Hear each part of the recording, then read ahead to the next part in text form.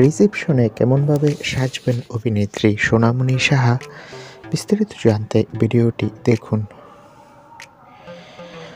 ভালোবেসে নিজের প্রেমিককেই বিয়ের পালা এবার সোনামণি সাহার। শহরে শীতের আমেজ, আর শীত পড়তে না পড়তেই বিয়ের ধুম সর্বত্র। পিছিয়ে নেই টেলিপাড়াও। এবার বিয়ে সারার কথা সোনামণি সাহা ও অভিনেতা প্রতীক সেনের। বহুদিন ধরেই তাদের প্রেমের খবর টেলিপাড়ায়, তবে এখনই ঠিক করে ফেলেছেন রিসেপশনে সোনা সাহা কী পরবেন।